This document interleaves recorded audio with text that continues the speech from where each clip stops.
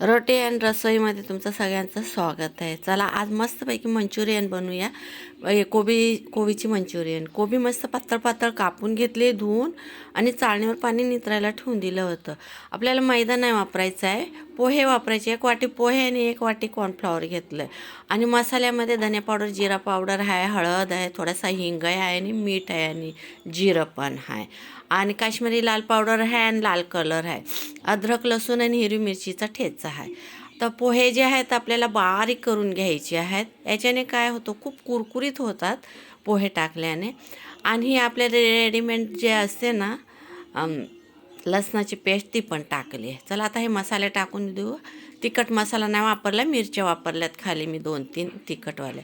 थोडासा कलर टाकायचा आहे आणि मस्तपैकी हे मिक्स करून घ्यायचं आहे. म्हणजे त्या कोबीला एकजीव होण्यासाठी सगळे मसाले लावून घ्यायचे आहेत.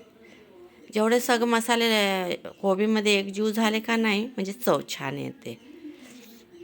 आता टाकूया हे जे वाटून घेतलेले पोहे 1 वाटी हे टाकून द्यायचं आहे आणि कॉर्नफ्लॉवर आहे. कॉर्नफ्लॉवर थोडं थोडं करून टाकायचं आहे. म्हणजे आपलं चांगला गोळा व्हायला लागला का बस करायचं आहे. आता एवढं तर लागणारच आहे. तर पुन्हा टाकून द्यायचं आहे आणि मस्तपैकी मिक्स करून घ्यायचं आहे. आणि याच्यात पाणी वापरायचं नाही आहे, कारण का तुम्हाला अगर जास्त सुकं वाटत असलं तर तुम्ही पाणी वापरा. थोडासा पाण्याचा शिपडा मारायचा.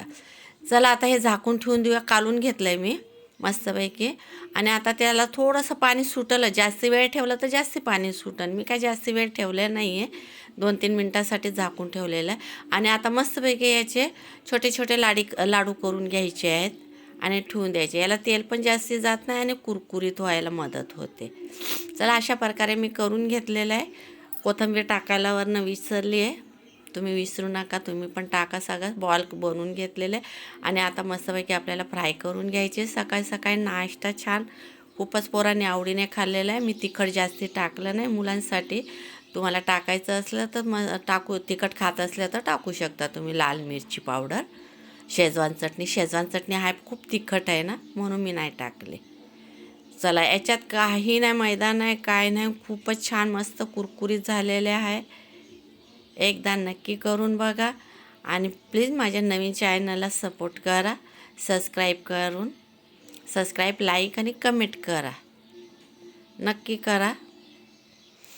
चला आता अशा मस्तपैकी गरमागरम खाऊया. पोरांनी तर असेच वरच्यावर चालू केलेलं खायला. Bye bye.